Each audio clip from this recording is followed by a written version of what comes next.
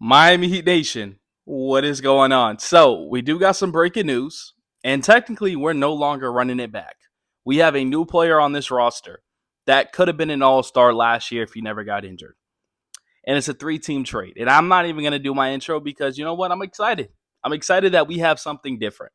It's saying the Los Angeles Clippers, the Utah Jazz, and the Miami Heat have agreed to trade that sends Norman Powell to the Miami Heat. Yep, that's our new addition, Norman Powell. John Collins to the Los Angeles Clippers. And everybody's wondering, well, what did the Miami Heat give up to trade for Norman Powell? Well, we didn't give up nothing. And this is what you call a masterclass of a trade. Kevin Love, Kyle Anderson, and a 2027 Clippers second round pick to the Jazz. But not only that, with this trade, we got off the Kyle Anderson contract. We only gave up a second round pick. Cool.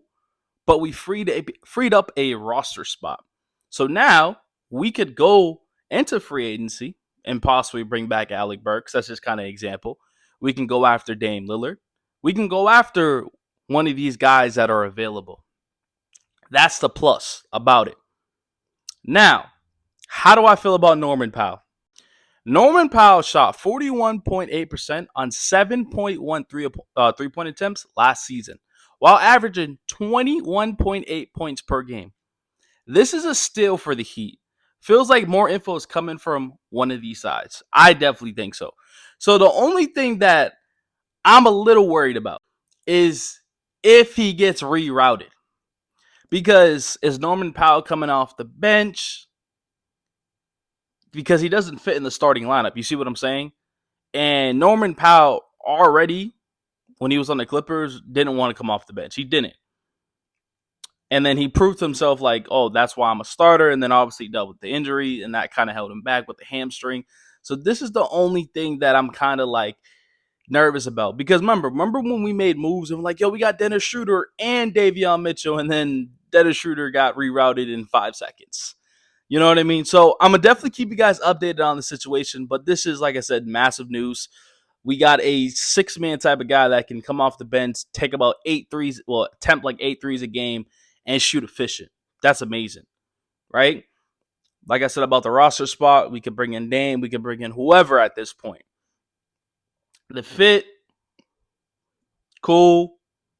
We got off the Kyle Anderson contract, and that's what all that really matters.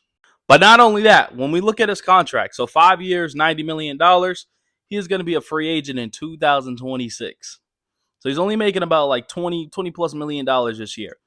So he is a expiring deal. So it's not like we're going to keep him long term at all. And the Miami Heat didn't want to keep him long term because clearly it's not a long term fit. They're trying to free up cap space for the 26-27 season like they've been saying. But they needed to get off the Anderson contract. They didn't give up much. And they, like I said, I'm going to continue to say they freed up a roster spot. That's a W. So, like I said, I'm going to give the front office an A+ for this expiring contract for a guy that is going to help us, somewhat compete in the Eastern Conference this year. He's a good player when he is healthy. And also, if Tyler does get injured, he can replace Tyler really, really quick. He can be inserted in that starting lineup fast, him and Davion. Because we all know Tyler's not the greatest defender, so is it Norman? Just replace them two. It can be interchangeable if Tyler gets hurt.